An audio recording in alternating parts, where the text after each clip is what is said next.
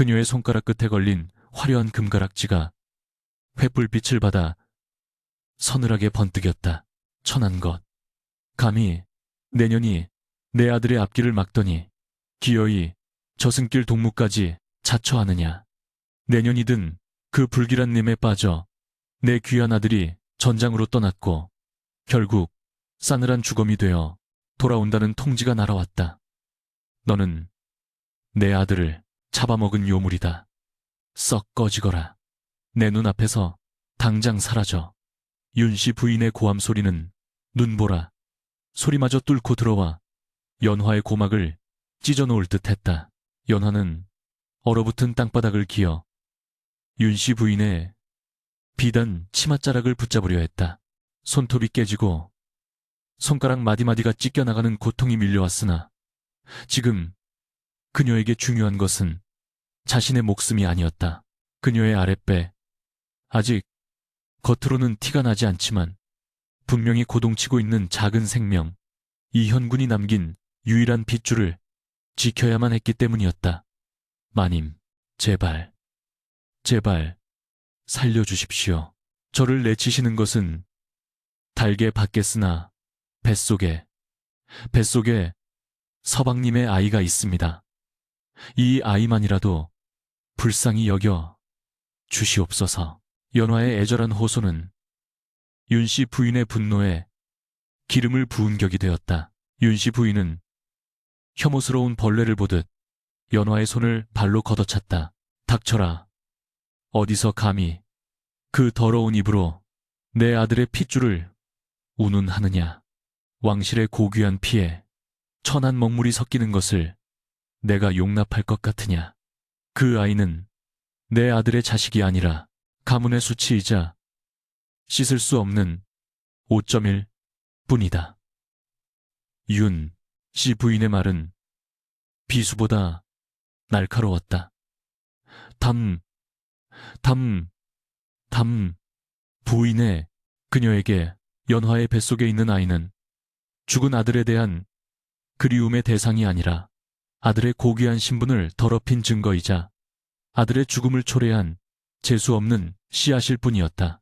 오늘 아침 승전보를 기대하며 열었던 전령의 서찰에서 전사 젠스라는 두 글자를 확인한 순간 윤씨 부인의 세상은 무너져 내렸다. 그녀는 슬픔을 감당할 수 없어 누군가 탓할 희생양이 필요했고 평소 아들이 끔찍이 아끼던 그래서 더욱 눈엣 가시였던 연화가 그 대상이 된 것이었다.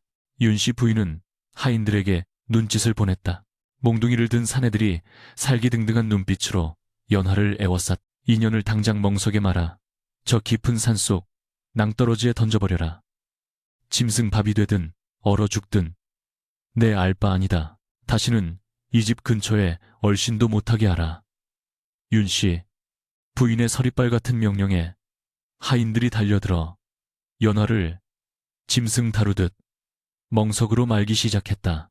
연화는 비명을 지르며 반항했지만 건장한 사내들의 힘을 당해낼 재간이 없었다. 시야가 거친 지푸라기로 가려지고 숨이 턱턱 막혀왔다. 그녀의 머릿속에는 오직 한 사람, 이현군의 따뜻했던 미소만이 주마등처럼 스쳐 지나갔다. 연화야, 이번 전쟁만 끝나고 돌아오면 내 어머니께 정식으로 말씀드리고 너를 맞아드리겠다. 이 옥패를 지니고 나를 기다려다오. 그가 떠나던 날 밤 남몰래 쥐어주었던 반쪽짜리 옥패의 서늘한 감촉이 가슴팍에서 느껴졌다. 그는 반드시 돌아오겠다고 약속했었다. 그런데 죽다니, 전사라니. 연화는 믿을 수 없었다. 아니, 믿고 싶지 않았다. 이러고 이렇고 하지만 멍석 너머로 들려오는 윤씨 부인의 통곡 소리가 그 잔인한 현실을 증명하고 있었다. 하인들은 멍석에 말린 연화를 수레에 싣고 어둠이 깔린 산길을 올랐다. 덜컹거리는 수레 위에서 연화는 뱃속의 아이를 보호하기 위해 몸을 최대한 웅크렸다. 아가야, 미안하다. 압이 없는 자식으로 만들어서 이런 모진 꼴을 당하게 해서 미안하다. 눈물이 뺨을 타고 흘러 멍석을 적셨다. 한참을 달린 수레가 멈춘 곳은 인적이라곤 찾아볼 수 없는 험준한 산중턱이었다. 에이, 재수없어. 이 추운 날, 이게 무슨 고생이야. 하인들은 투덜거리며 멍석을 가파른 비탈길 아래로 굴려버렸다. 쿵, 쿵, 쿵. 연화의 몸이 바위와 나무 뿌리에 부딪히며 아래로, 더 아래로 굴러 떨어졌다. 온몸의 뼈가 부서지는 듯한 고통이 엄습했고 정신이 아득해졌다. 멍석이 찢어지고 그녀의 몸이 차가운 눈밭에 처박혔을 때 이미 하인들의 발자국 소리는 멀어지고 있었다. 주위에는 오직 윙윙거리는 바람소리와 굶주린 늑대들의 울음소리만이 가득했다. 죽음의 그림자가 짙게 드리워진 밤이었. 정신을 잃었다 깨어나기를 몇 번이나 반복했을까. 연화는 흐릿한 눈을 떴다.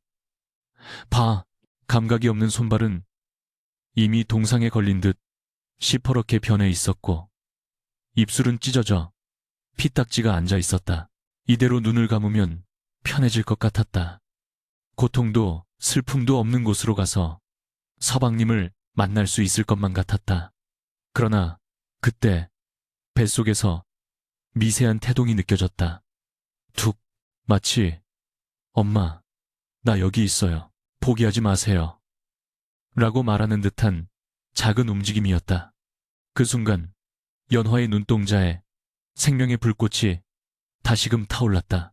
그녀는 품속을 더듬어 반쪽짜리 옥패를 꺼냈다. 달빛에 비친 옥패는 청명한 빛을 발하고 있었다. 이 옥패는 단순한 장신구가 아니었다. 이현군이 왕실의 종친임을 증명하는 심표이자 훗날 이 아이가 세상에 나아가 자신의 뿌리를 찾을 수 있는 유일한 증거였다.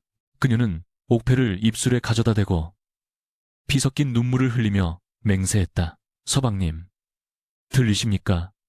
저들은 당신의 핏줄을 부정하고 죽이려 했지만 저는 결코 죽지 않을 것입니다. 이 아이를 낳아 기필코 살아남을 것입니다. 그리하여 언젠가 저 오만하고 비정한 사람들에게 똑똑히 보여줄 것입니다. 당신이 사랑했던 여인이, 당신이 남긴 이 아이가 얼마나 강인하게 살아남았는지를. 연화는 이를 악물고 몸을 일으켰다. 찢어진 치맛자락을 묶어 배를 감싸고 눈 속에 파묻힌 나뭇가지를 지팡이 삼아 짚었다. 어디선가 희미하게 숯 굽는 냄새가 바람에 실려왔다. 사람이 사는 곳이 있다는 뜻이었다. 그녀는 짐승처럼 네 발로 기어서라도 그곳에 닿아야 했다. 한 걸음 내디딜 때마다 발바닥이 찢어지는 고통이 따랐지만 그녀는 멈추지 않았다. 눈보라는 더욱 거세게 몰아쳐 그녀의 작은 몸을 집어삼키려 했으나 엄이라는 이름의 위대한 본능은 그 어떤 추위보다 뜨겁게 타오르고 있었다. 그렇게 연화는 밤새 눈 덮인 산을 헤맸다. 살캐지 찢기고 피가 흐르는 고통 속에서도 그녀는 배를 감싼 손만은 절대 풀지 않았다. 새벽녘이 되어갈 무렵 멀리서 희미한 불빛 하나가 반딧불이처럼 깜빡이는 것이 보였다. 그것은 산속 깊은 곳에 숨어 사는 화전민들의 마을 천한 신분들이 모여 숯을 구우며 목숨을 연명하는 곳이었다. 연화는 그 불빛을 향해 마지막 남은 힘을 짜냈다. 살아야 한다. 살아야 해. 그녀가 마을 어귀에 다다라 쓰러지듯 주저앉았을 때 숯가마를 지키던 노인이 그녀를 발견하고 달려나왔다. 이보시오. 정신 차리시오. 이 엄동설 안에 여인의 몸으로 어찌 이곳까지? 노인의 놀란 목소리가 희미하게 들려왔다. 연화는 옥패를 손에 꽉 쥐고 혼절했다. 그녀의 뒤로 이어진 핏자국은 눈 위에 선명한 길을 만들고 있었고, 그것은 버려진 연꽃이 진흙탕 속에서 다시 피어나기 위한 처절한 뿌리내림의 시작이었. 궁궐의 화려함도 따뜻한 비단 이불도 없는 이곳에서 훗날 조선의 운명을 바꿀 아이의 태동은 그렇게 거친 숨을 몰아쉬며 시작되고 있었다. 세월의 흐름은 유수와 같다 하였던가. 어느덧 강산이 변한다는 10년의 세월에 가까운 7해가 흘러갔다. 도성에서 수백 리 떨어진 깊은 산골 검은 연기가 쉴 새 없이 피어오르는 숯 굽는 마을에는 여전히 척박한 삶이 이어지고 있었다. 이곳은 세상에서 버림받은 자들이 모여들어 참나무를 베어 숯을 구워 파는 것으로 근근히 입에 풀칠을 하는, 그야말로 지도에도 나오지 않는 은둔의 땅이었다. 마을 어귀에 거대한 가마 앞 얼굴에 숯검정을 잔뜩 묻힌 채 땀을 뻘뻘 흘리며 숯을 끄집어내는 여인, 그녀가 바로 7년 전 눈보라 속에 버려졌던 연화였다. 고운 손은 거친 나무 껍질처럼 투박해졌고, 비단결 같던 피부는 뜨거운 열기에 그을려 거칠어졌으나 그녀의 눈빛만은 숯불보다 더 강렬하고 단단하게 빛나고 있었다. 그녀는 지게에 숯을 가득 싣고 일어서며 허리를 두드렸다. 고단한 삶이었으나 그녀를 버티게 하는 유일한 희망, 아들 산이 있었기에 그녀는 웃을 수 있었. 어머니, 제가 돕겠습니다. 맑고 청아한 목소리와 함께 다람쥐처럼 날랜 소년이 달려와 연화의 지게를 받쳐들었다. 올해로 7살이 된 산이었다. 누더기 옷을 걸치고 있었으나 숯검정으로도 가려지지 않는 하얀 피부와 콧날, 그리고 무엇보다 총기가 가득 서린 눈동자는 죽은 아비 이현군을 쏙 빼닮아 있었다. 마을 사람들은 산을 보며 혀를 내두르곤 했다. 저 아이는 숯구덩이에서 태어난 봉황이야. 어찌 저리 영특할꼬. 산은 서당 문턱에도 가본 적이 없었으나 촌장이 가지고 있던 낡은 천자문책을 어깨너머로 한번 훑어보고는 그 이치를 깨우쳤다. 아니, 단순히 글자를 외우는 것을 넘어 그 속에 담긴 뜻을 풀이하여 어른들을 놀라게 했다. 오늘도 산은 숯가루가 날리는 바닥에 나뭇가지로 무언가를 열심히 적고 있었다. 임금왕. 왕. 연화는 그 글자를 보고 심장이 덜컥 내려앉았다. 산아, 그것이 무슨 글자인지 아느냐? 연화가 떨리는 목소리로 물었다. 산은 해맑게 웃으며 대답했다. 그것이면 자나, 우루니마. 네, 임금 왕자가 아닙니까? 촌장 할아버지께서 말씀하시길 임금은 하늘과 땅과 사람을 잇는 존재라 하셨습니다. 새산을 하나 웸롭게 뚫으니 그것이 바로 왕이라고요. 허나 소자의 생각은 다릅니다. 7살 아이의 입에서 나올 말이 아니었다. 연화는 주위를 살피며 낮은 목소리로 물었다. 내 생각은 어떠한데? 산은 눈을 반짝이며 말했다. 백성이 없으면 임금도 없는 법이지요. 저 획 하나하나는 백성들의 땀과 눈물이며 그것을 하나로 묶어 편안하게 해주는 것이 진정한 왕이 아닐까 합니다. 우리 어머니처럼 힘들게 일하는 사람들이 배불리 먹고 웃을 수 있게 만드는 사람 말이에요. 연화는 아들을 와락 끌어안았다. 천한 신분으로 살아가야 할 아이가 이토록 비범한 기상을 품고 있다는 것은 축복이 아니라 오히려 재앙이 될 수도 있었. 그녀는 가슴 깊이 숨겨둔 반쪽짜리 옥패를 떠올리며 불안감에 몸을 떨었다.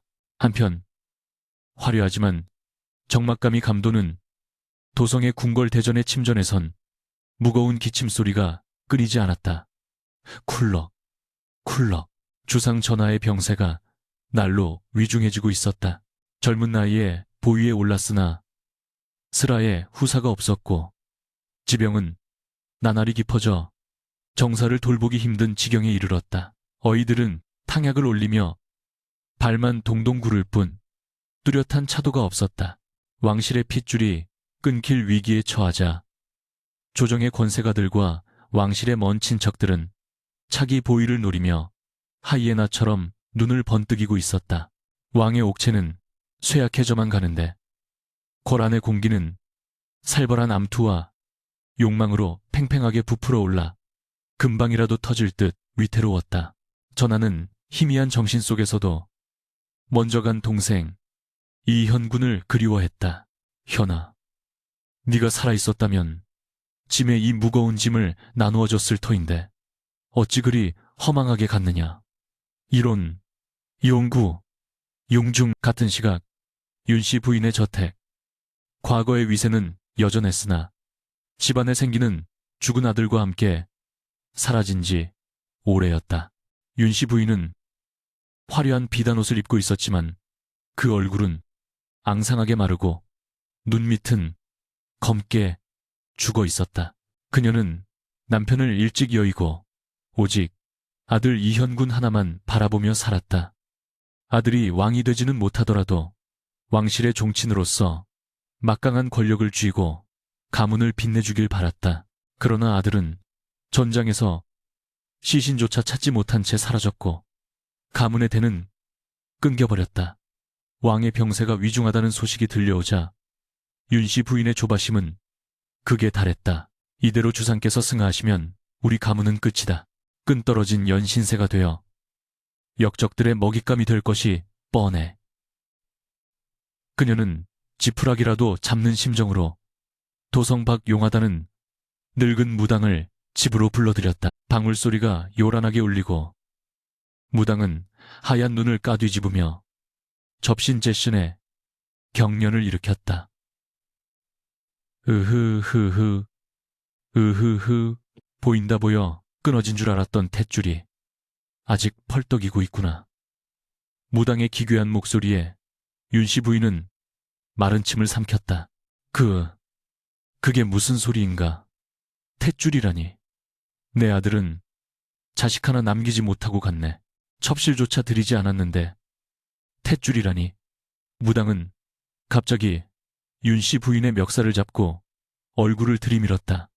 썩은 냄새가 진동하는 입으로 무당이 속삭였다. 네가 끊어버린 줄 알았지. 네가 차가운 눈밭에 내버린 그 씨앗 말이다. 불 속에, 재 속에 용이 숨어 있어 숯검정을 뒤집어 쓴 채 하늘을 노려보고 있단 말이다. 윤씨 부인은 비명을 지르며 뒤로 나자빠졌다. 7년 전 자신이 내쫓았던 만삭의 세탁비, 연화.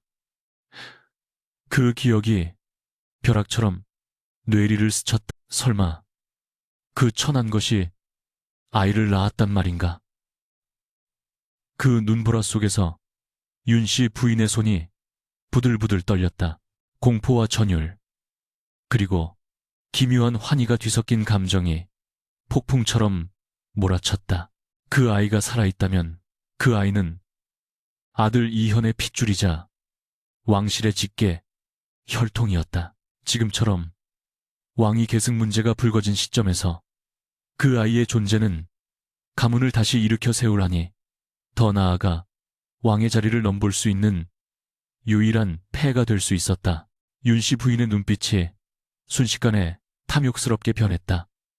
7년 전에는 가문의 수치였던 아이가 지금은 가문의 구세주가 되어 돌아온 것이다. 물론 어미인 연화는 여전히 눈엣 가시였고 없어져야 할 존재였지만 아이만큼은 반드시 찾아야 했다. 어디냐? 그 아이가 있는 곳이 어디란 말이냐? 무당은 기진맥진하여 바닥에 쓰러지며 중얼거렸다. 검은 산, 나무가 타고 남은 뼈들이 쌓인 곳, 서쪽으로 가라. 다음 날부터 윤씨 부인의 사병들이 은밀하게 움직이기 시작했다. 그들은 도성 서쪽의 산간 벽지를 뒤지며 7, 8세가량의 사내 아이와 어미가 사는 집을 찾아다녔다. 찾아라. 이 잡듯이 뒤져서라도 찾아내야 한다. 아이는 반드시 산채로 데려오고 그 어미는 쓸모가 없다면 그 자리에서 처리해도 좋다. 윤씨 부인의 명령은 비정했다. 그녀에게 손자는 핏줄이기 이전에 권력을 위한 도구였고 며느리는 자신의 치부를 아는 걸림돌일 뿐이었다. 한편 숲 굽는 마을에는 심상치 않은 기운이 감돌기 시작했다. 낯선 장사치로 위장한 사내들이 마을을 기웃거리며 아이들의 나이를 묻고 다녔다.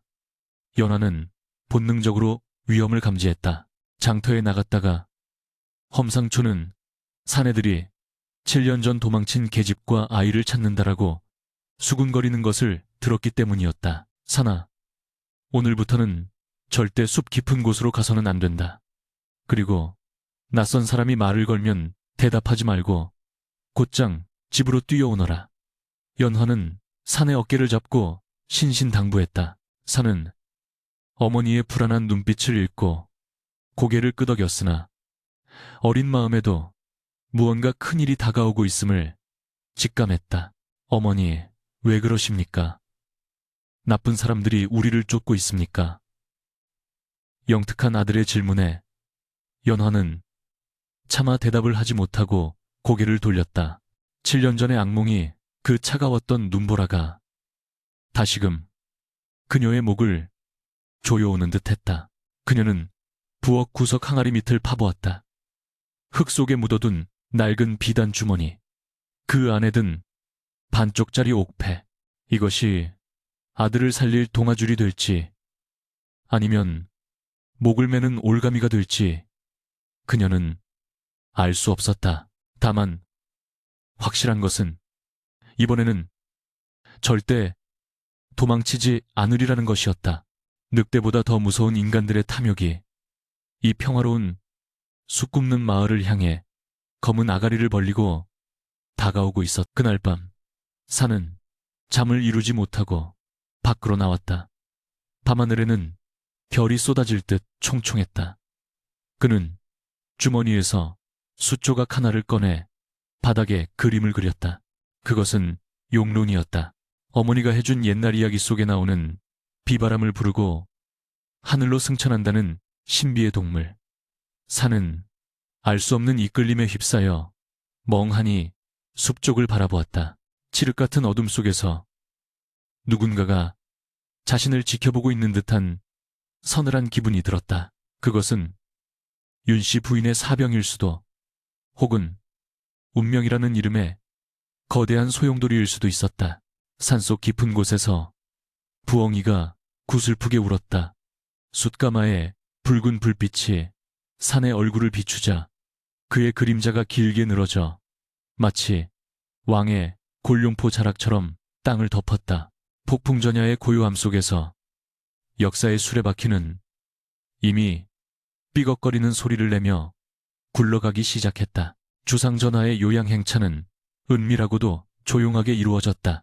도성의 첩첩산 중 인적이 드문 곳에 자리한 고즈넉한 암자 청운사 정운스로 향하는 길은 험준했으나 전하의 병든 심신을 달래기에는 더할 나위 없이 맑은 기운을 품고 있었다. 화려한 의장대도 요란한 풍악도 없이 오직 최측근 내관 몇 명과 호위 무사들만이 그림자처럼 전하를 따랐다. 암자에 도착한 주상일이는 좁은 방에 들어서자마자 답답한 골룡포를 벗어던지고 하얀 옥색 한복으로 갈아입었다. 창문을 열자 들이치는 차가운 산바람이 폐부 깊숙이 박힌 매캐한 약 냄새를 씻어내는 듯했다. 강정부라, 모두 물러가라. 짐은 혼자 숲을 거닐고 싶구나. 근처에 인기척이라고는 없으니 호위는 멀찍이서 따르라. 상선이 만류하려 했으나 이의 눈빛이 워낙 단호하여 감히 거역할 수 없었다. 그는 3년 전 세상을 떠난 동생 이현군과 함께 사냥을 다니던 이 산자락의 냄새를 맡으며 잠시나마 왕이라는 무거운 짐을 내려놓고 싶었다. 숲은 깊고 고요했다.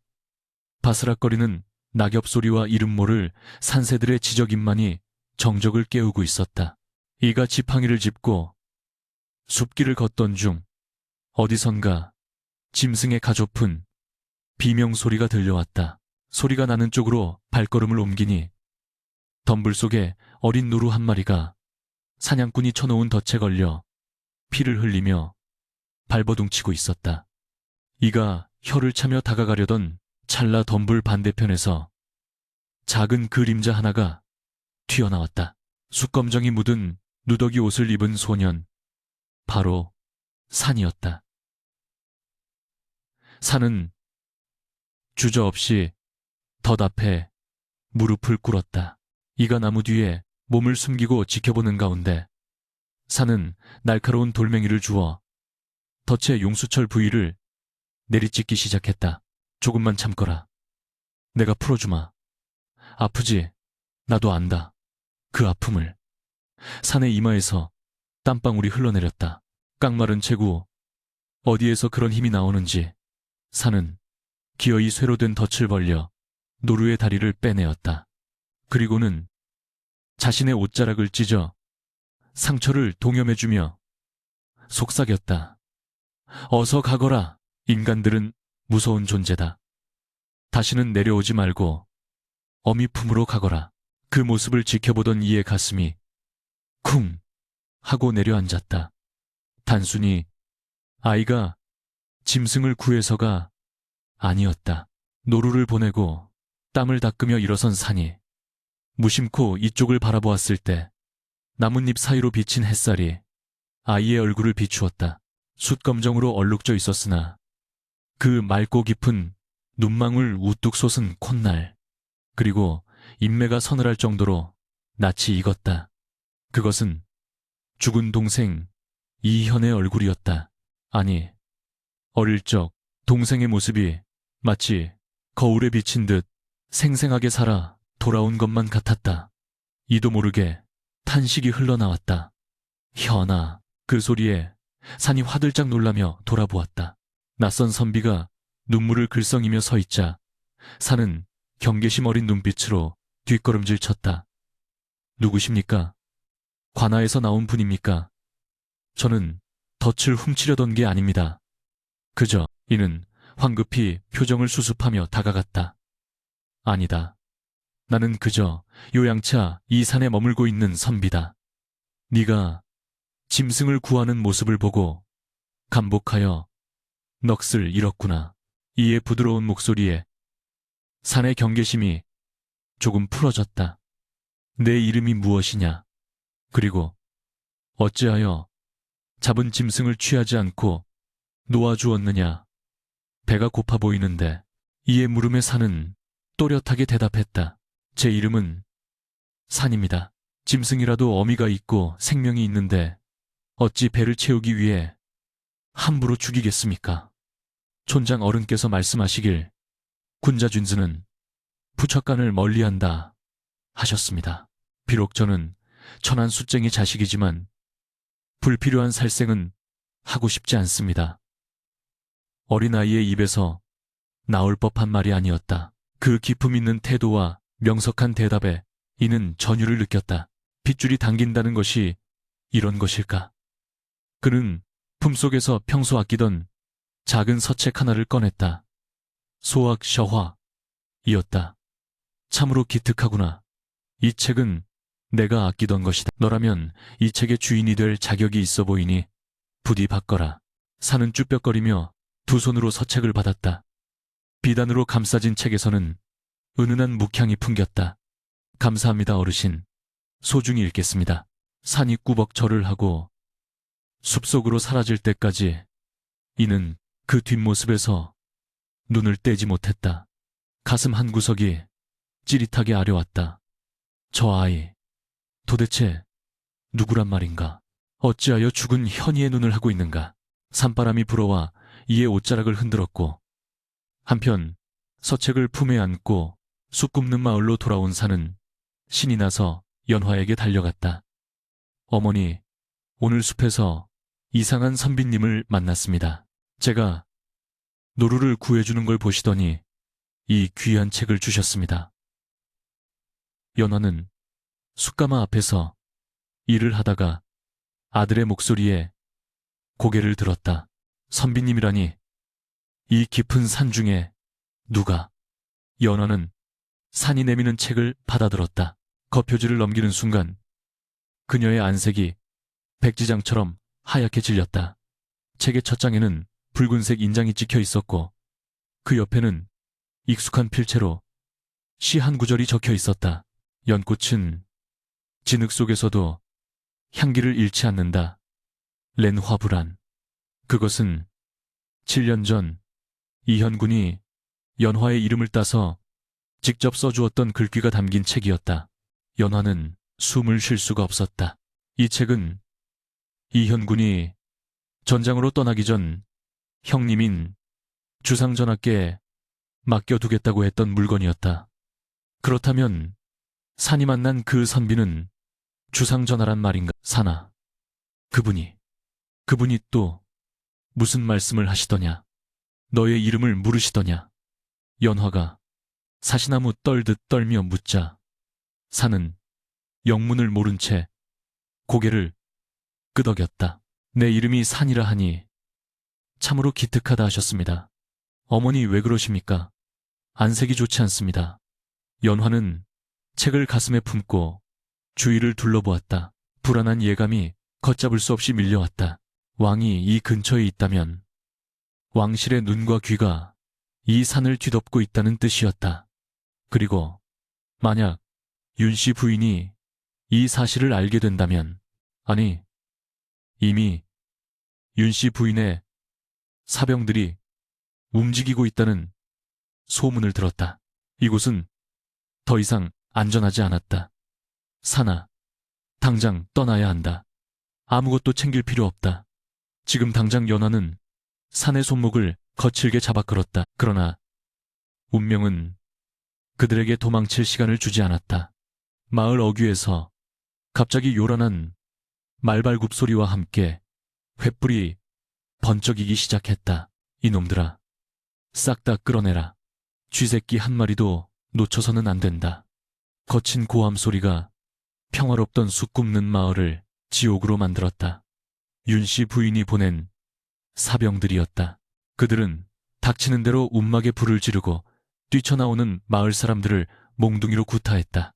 7년 전 들어온 계집과 아이가 사는 집이 어디냐? 바른 대로 되지 않으면 모두 죽여버리겠다. 사병대장의 칼날이 촌장의 목을 겨누었다. 촌장은 피를 흘리며 연화의 집 쪽을 곁눈질했고 눈치 빠른 대장은 곧장 군사를 몰아 연화의 집을 포위했다. 저기다 저 집을 에워싸라. 수십 명의 사병이 연화의 오두막을 겹겹이 둘러쌌다. 연화는 산을 방구석으로 밀어넣고 문을 걸어 잠갔다. 산아, 잘 듣거라. 무슨 일이 있어도 너는 살아야 한다. 저들이 문을 부수고 들어오면 나는 그들을 막을 테니 너는 뒷문 개구멍으로 나가 숲으로 뛰어라. 절대 뒤를 돌아보지 마라. 연화의 눈에서 뜨거운 눈물이 쏟아졌다. 산은 어머니의 치마폭을 붙잡고 울부짖었다. 싫습니다. 어머니를 두고 혼자 갈 수 없습니다. 제가 지키겠습니다. 그때 쾅 하는 굉음과 함께 낡은 나무 문이 산산조각이 나며 부서졌다. 횃불의 붉은 빛이 방 안으로 쏟아져 들어왔고 검은 옷을 입은 사내들이 악귀처럼 들이닥쳤다. 찾았다. 요망한 것들이 여기 숨어 있었구나. 사병 대장이 비릿한 웃음을 흘리며 들어왔다. 연화는 산을 등 뒤로 숨기며 품속에서 작은 은장도를 꺼내 들었다. 그녀의 손은 떨리고 있었지만 눈빛만은 맹수처럼 형형했다. 한 발자국만 더 다가오면 내 목을 찌르고 자결할 것이다. 빈 시신이라도 가져가고 싶다면 어디 한번 덤벼보라. 연화의 기세에 사병들이 잠시 주춤했다. 그러나 대장은 코웃음을 쳤다. 내년의 목숨 따위는 관심 없다. 마님의 명은 오직 하나, 그 아이를 데려오는 것이다. 죽여서라도 대장의 신호와 함께 사병들이 일제히 덤벼들었다. 은장도는 힘없이 날아가고 연화는 머리채를 잡힌 채 바닥에 내동댕이 쳐졌다. 어머니 산이 비명을 지르며 달려들었으나 건장한 사내의 발길질에 나가 떨어졌다. 바닥에 쓰러진 사내 품에서 아까 받은 서책이 툭 떨어졌다. 그리고 연화의 품속에서는 반쪽짜리 옥패가 굴러나왔다. 사병대장은 옥패를 집어들고 횃불에 비추어 보았다. 호, 이것이 바로 그 증표로구나. 이것만 있으면 마님께서 후하게 포상하실 게다. 그는 킬킬거리며 산의 멱살을 들어 올렸다. 가자. 이 녀석은 살려서 데려가고 저 계집은 여기서 처리해라. 불을 질러 흔적도 남기지 마라. 그런데 그러는 얘 절체절명의 순간이었다. 연화는 피투성이가 된 채로 대장의 다리를 붙잡고 늘어졌다. 안 돼. 내 아들을 데려가지 마라. 그녀의 처절한 절규가 불타는 마을의 밤하늘을 찢어놓았다. 그때 멀리서 또 다른 무리의 발소리가 들려오기 시작했다. 그것은 단순한 사병들의 발소리가 아니었다.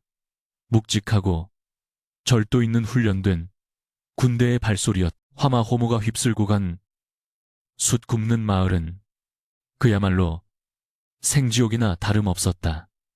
검은 연기가 밤하늘을 뒤덮어 달빛조차 가려버린 그곳에서 매캐한 재 냄새와 비릿한 피냄새가 뒤섞여 숨을 쉬는 것조차 고통스러웠다.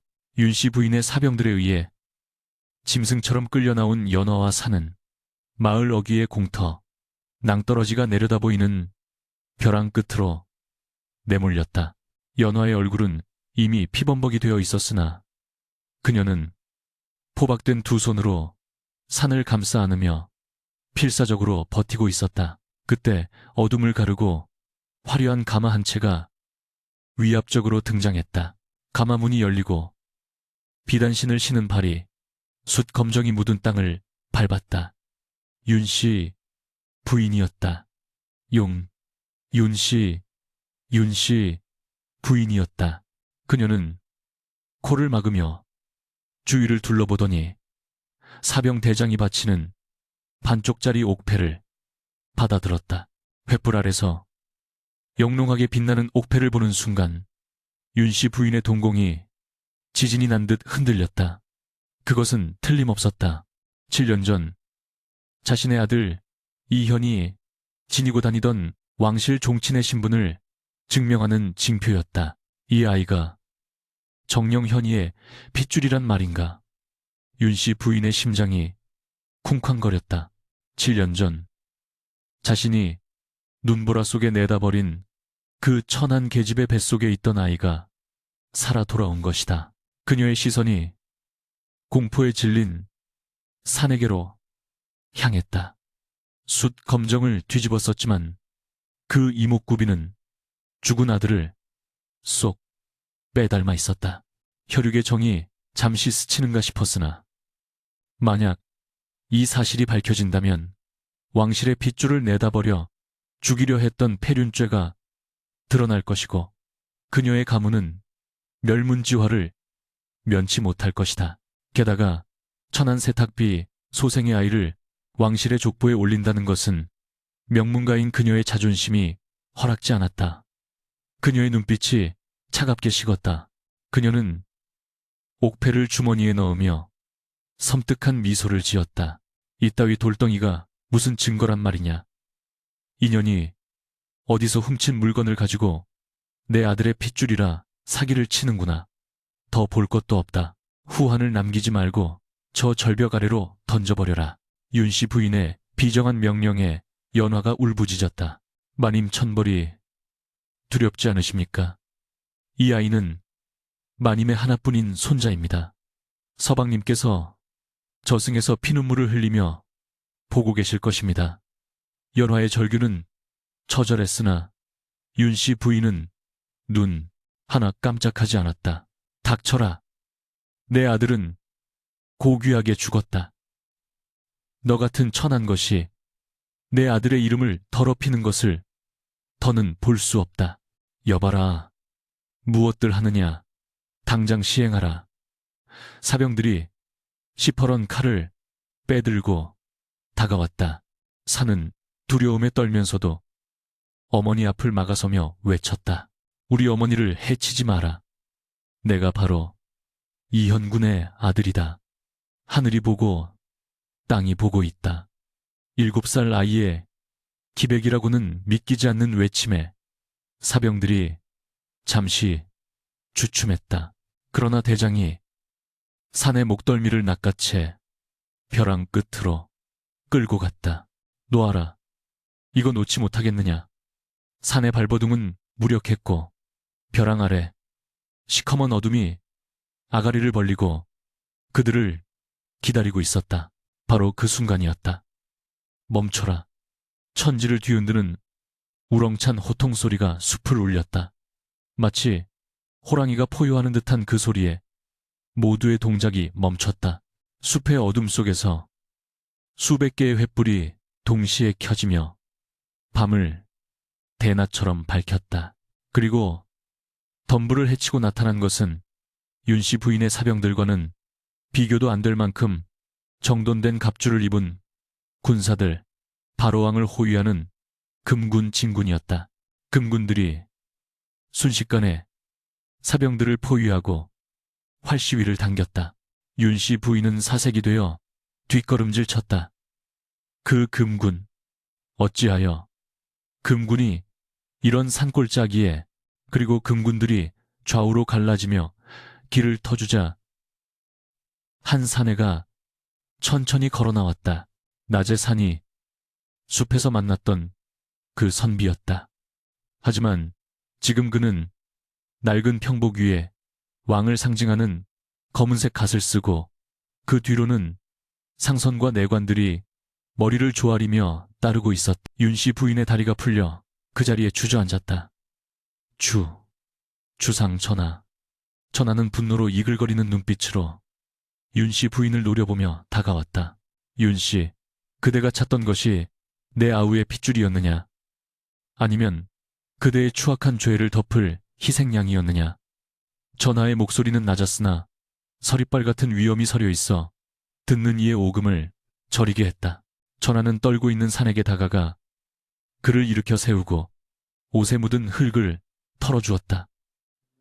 그리고 윤씨 부인을 향해 손을 내밀었다. 내놓아라. 그대가 방금 숨긴 그 옥패를 내놓으란 말이다. 윤씨 부인은 벌벌 떨며 주머니에서 옥패를 꺼내 바쳤다. 전하는 품속에서 자신이 간직하고 있던 나머지 반쪽 옥패를 꺼냈다. 2개의 옥패 조각이 맞물리자 현쉔이라는 글자가 선명하게 드러나며 딱 들어맞았다. 완벽한 하나가 된 옥패는 달빛 아래서 신비로운 빛을 뿜어냈다. 보아라. 이것이 바로 하늘이 내린 증거다. 전하가 옥패를 높이 들자 만좌가 숨을 죽였다. 전하는 피를 토하듯 외쳤다. 찜은 오늘 숲에서 이 아이를 만났을 때 죽은 아우가 살아 돌아온 줄 알았다. 짐승의 생명도 귀히 여기는 그 마음과 서책을 대하는 태도, 그리고 이 눈빛, 이것이 왕실의 핏줄이 아니면 무엇이란 말이냐. 전하는 칼을 뽑아 윤씨 부인의 목을 겨누었다. 내년은 탐욕에 눈이 멀어 천륜을 저버리고 이는 단순한 살인 미수가 아니라 종묘사직을 위협한 영모, 미모와 다름없다. 윤씨 부인은 바닥에 머리를 도시며 읍소했다. 전하, 죽여주시옵소서. 소인이 잠시 미쳐서 가문을 지키고자 하는 욕심에 그만. 그러나 전하의 눈에는 자비가 없었다. 가문, 너의 그 더러운 욕심이 도리어 가문을 멸하게 만들었음을 아직도 모르겠느냐. 전하는 칼을 거두고 멍하니 서 있는 연화에게 다가갔다.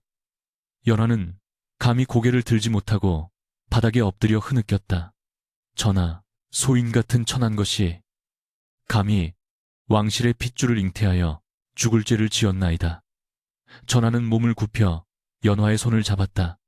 거칠고 상처투성이인 그 손은 지난 7년간의 고통을 고스란히 보여주고 있었다. 고개를 들라. 너는 죄인이 아니다. 짐이 병들어 자식도 없이 나라를 위태롭게 할 때 너는 온갖 멸시와 고초를 겪으면서도 이 나라의 희망을 지켜냈다. 너야말로 진정한 조선의 어머니이다. 전하의 따뜻한 말에 연화는 참았던 서름을 터뜨리며 오열했다.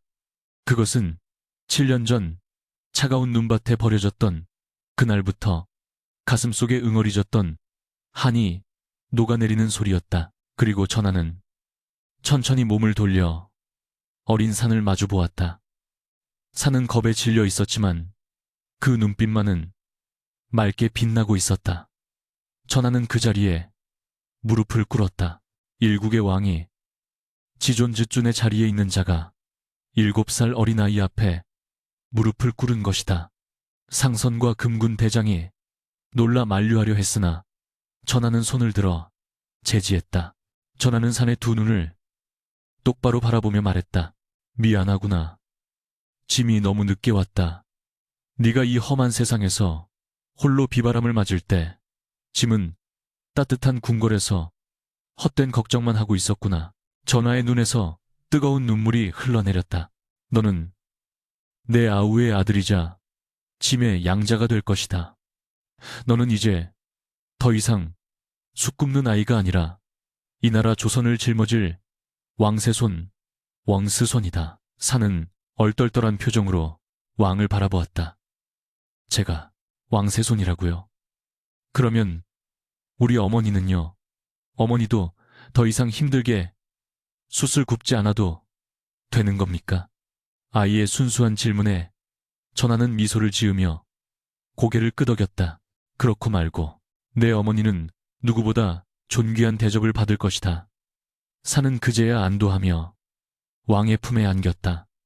그 순간 구름에 가려졌던 달이 모습을 드러내며 산과 왕을 비추었다. 산의 그림자는 길게 늘어져 마치 용이 승천하는 듯한 형상을 이루었다. 윤씨 부인은 그 광경을 보며 절망에 빠져 넋을 놓았다. 자신이 버린 돌멩이가 옥석이 되어 돌아와 자신을 심판하고 있었다. 금군들이 윤씨 부인과 사병들을 포박하여 끌고 갔다. 불타는 마을의 폐허 위로 새로운 왕조의 서막이 오르고 있었다. 진흙 속에서 피어난 연꽃이 마침내 그 고귀한 향기를 온 세상에 드러내는 순간이었다. 전하는 자신의 골룡포를 벗어 산의 작은 어깨에 덮어주었다. 붉은 용포가 아이의 몸을 감싸자 산은 비로소 왕제 왕사로서의 기품을 드러냈다. 연화는 그 모습을 바라보며 하염없이 눈물을 흘렸다. 그것은 기쁨의 눈물이자 죽은 남편 이현군에게 바치는 헌사였다. 서방님, 보십시오. 당신의 아들이 드디어 제자리를 찾았습니다. 바람이 잦아들고 숯 굽는 마을에는 평온한 정막이 찾아왔다. 하지만 그것은 끝이 아니라 궁궐이라는 더 거대하고 위험한 정글로 향하는 시작이었다. 전하의 손을 잡고 산을 내려가는 산의 발걸음은 더 이상 도망자의 그것이 아니었다. 그것은 천하를 호령할 군주의 첫 발걸음이었다. 궁궐의 아침은 장엄한 북소리와 함께 밝아왔다. 붉은 단청 위로 쏟아지는 햇살은 눈이 부시도록 찬란했으나 근정전 앞마당에 도열한 문무백관들의 표정은 엄숙하다 못해 비장하기까지 했다. 오늘은 7년 전 죽은 줄만 알았던 왕실의 적통 이현군의 아들 산이 왕세손, 왕스손으로 책봉되는 날이자 천륜을 어기고 왕실을 능멸한 죄인 윤씨 부인에 대한 단죄가 내려지는 날이었다. 산은 몸에 맞춘 듯 줄인 골룡포를 입고 어좌 옆에 섰다. 불과 며칠 전까지만 해도 누더기를 걸치고 숟가루를 뒤집어 쓰고 있던 아이였으나 지금 그에게서 뿜어져 나오는 기운은 그 누구도 감히 범접할 수 없는 제왕의 풍모였다. 숯가마의 뜨거운 불길을 견디며 단련된 눈빛은 금관의 화려함보다 더 깊고 투명하게 빛나고 있었다.